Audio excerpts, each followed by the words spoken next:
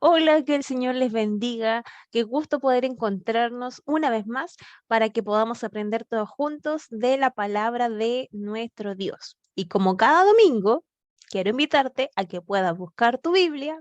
Si ya la encontraste, entonces vamos a ir a nuestra base bíblica, la cual se va a encontrar en Segunda de Crónicas, capítulo 20, versículo 29 y 30.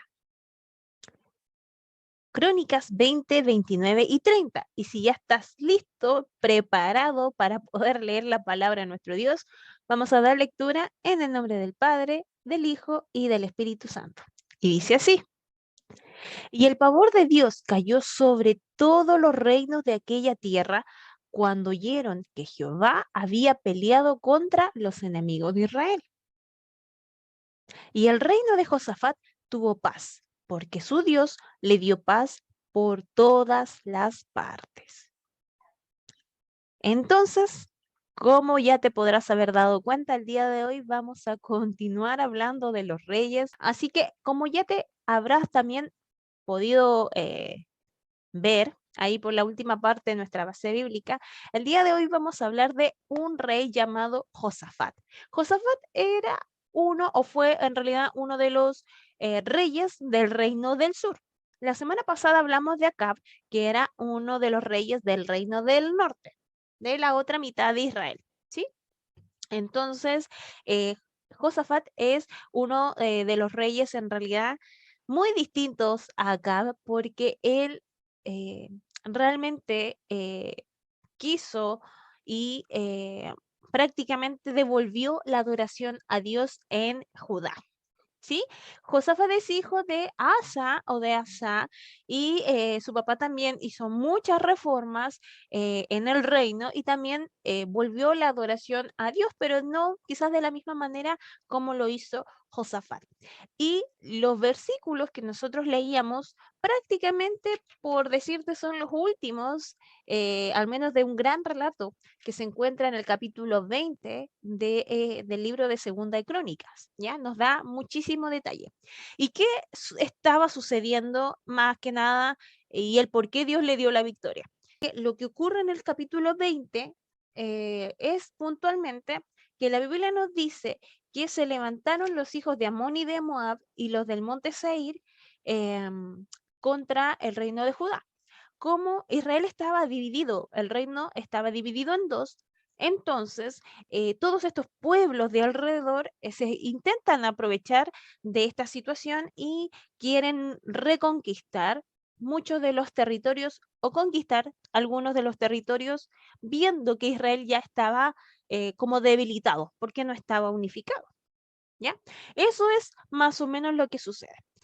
Y la Biblia nos dice que Josafat hace una oración y se presenta ante el pueblo, pero también él clama ante Dios. Y lo que podemos ver también es parte de lo que quizás yo siempre vengo comentándoles a ustedes, y siempre lo digo, así que quizás no les va a sonar extraño, pero cuando yo leía estos versículos me podía acordar de ese consejo que yo les doy, que se parece muchísimo a lo que hace Josafat. ¿Qué hace puntualmente? Él habla ante Dios, él ora, se dirige a Dios con la reverencia que él requiere, pero también él le cuenta todo, todo lo que está viviendo. Le dice, los hijos de Amón, los hijos de Moab, y se levantaron y les empieza a decir y nos quieren quitar y sacar de nuestros territorios, pero también la otra parte, que lo que hace este rey es que él le dice a Dios, pero nosotros creemos que tú eres más grande. Tú empiezas, tú fuiste el que nos diste la fuerza, tú fuiste el que expulsó al que nos diste la victoria anteriormente, tú eres un Dios justo, y empieza a declarar la palabra del Señor, pero empieza a, a hacer una especie de recordatorio ante el pueblo de quién es Dios y de lo que Dios puede hacer, de su grandeza, de su poderío. Ahora, eh, ¿qué tiene de especial este hecho y el por qué te lo comparto? yo te pregunto en este día, y es la misma pregunta que me la hago a mí misma en este día, ¿cómo reaccionamos? ¿Cómo estamos reaccionando frente a las situaciones de la vida? No solo frente a los momentos quizás que vienen y que nos traspapelan, de repente que nos asustan un poco, sino frente a lo positivo, frente a una buena noticia, o frente a una gran oportunidad quizás que nos están por brindar. ¿Cómo reaccionamos? ¿A quién acudimos primero? ¿Acudimos a Dios a contarle las cosas de manera sincera? ¿O buscamos a otra persona y al final, bueno, si no nos gusta el consejo, finalmente oramos? ¿A quién acudimos primero? ¿Sabes por qué te hago esta pregunta? Porque lo que podíamos leer es que Josafat primero, ¿qué hizo? Estaban todos reunidos, pero el pueblo quería ver qué hacía el rey. ¿Y el rey qué hizo? Fue ante Dios. El rey qué hizo? Se dirigió a Dios y le empezó a decir todo lo que estaba sucediendo. Pero también le dijo y empezó a declarar lo que Dios había hecho en el pasado, creyendo que Dios tenía fuerza suficiente y poder y grandeza para poder salvarlos y para poder rescatarlos y ayudarles en esta situación. Empieza a declarar que la justicia de Dios, su poder, y Dios frente a esta situación no es ajeno. Es por eso que la Biblia dice que vino el Espíritu de Jehová sobre uno de los que estaban ahí. Y él habló y le dijo, no se preocupen, anímense, porque vayan a la batalla, porque Dios les va a dar la victoria. No se amedrenten, no se asusten, no se inquieten. Pero ¿sabes qué? Después de eso, después que el rey obtuvo una respuesta, no se quedó, ay, me voy a mi palacio, me relajo. Total, Dios ya dijo que iba a hacer. Sí, normalmente quizás algunos otros reyes quizás hicieron eso en el pasado, pero Josafat no hizo eso. Josafat nos enseña que él se inclinó rostro en tierra. ¿Sabes qué significaba eso? Humillación total. Es prácticamente que tu cabeza toca el piso, toca el suelo, se junta con tus rodillas. Y lo hizo él. Y el pueblo, al ver que su rey estaba inclinado totalmente ante Dios, hizo lo mismo.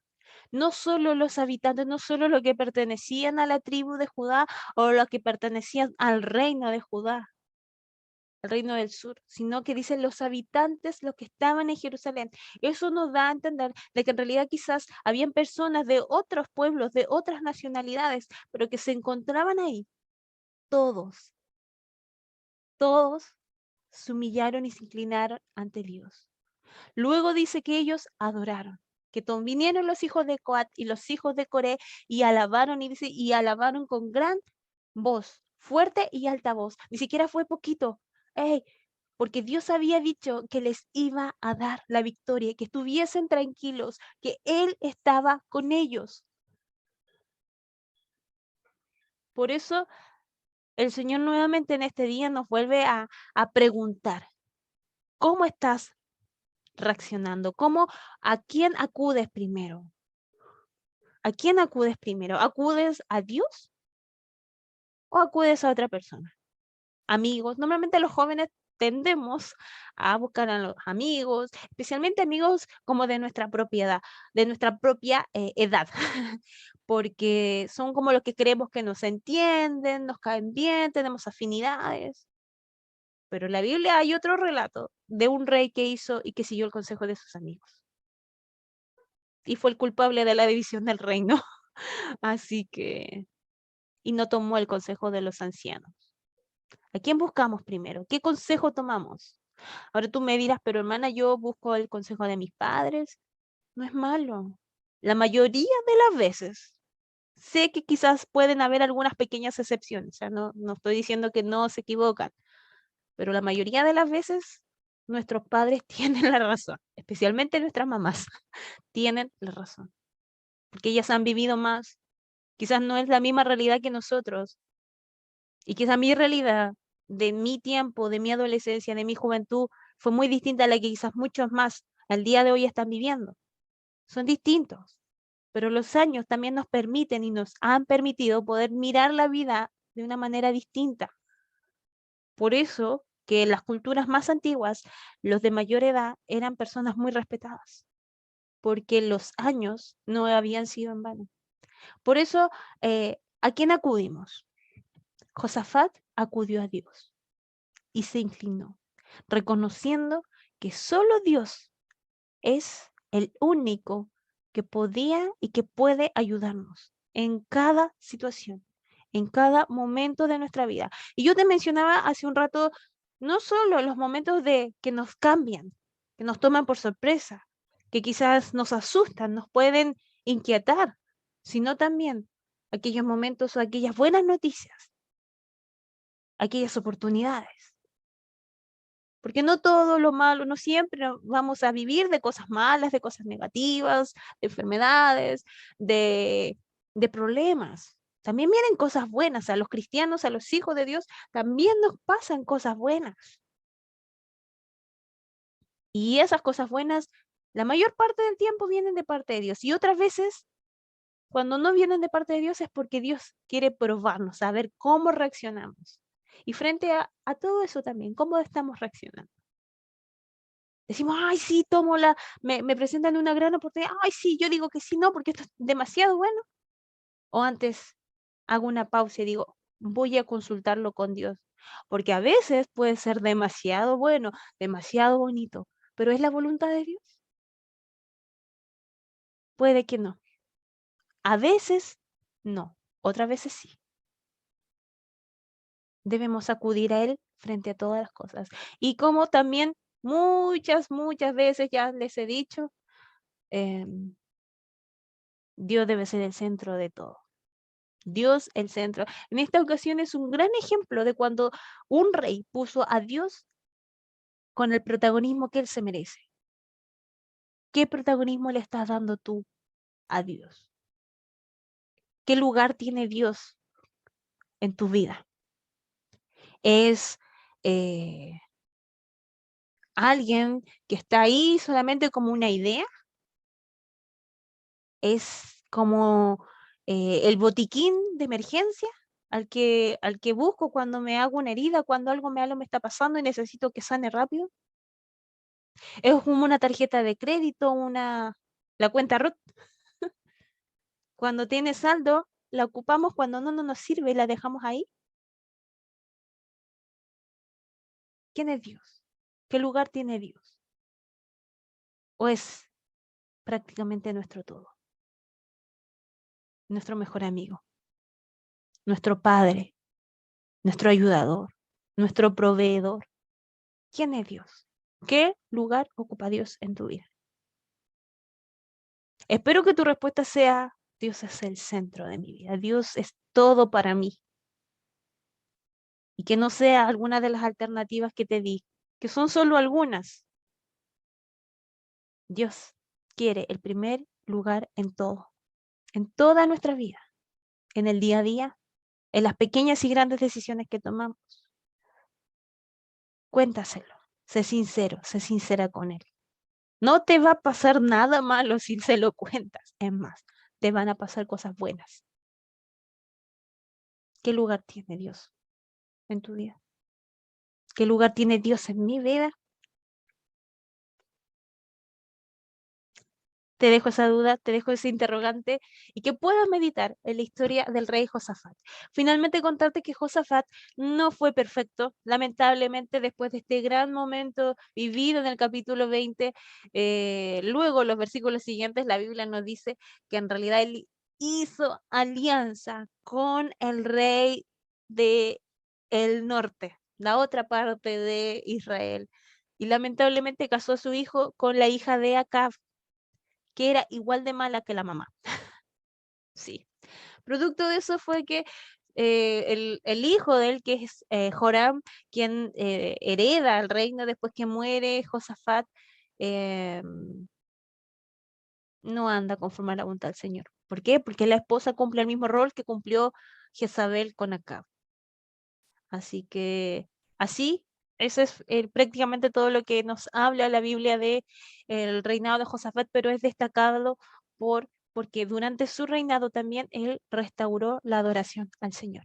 Y este capítulo, este hecho en el capítulo 20 es la prueba de eso. Puso a Dios en el primer lugar, en el lugar que se merecía y que se merece. Así que esta es nuestra clase del día de hoy. Espero que hayas podido meditar, que hayas podido reflexionar y ya nos vemos la próxima semana para una nueva clase de escuela bíblica. Que tengas un bonito día domingo. Un abrazo grande. Chau, chau.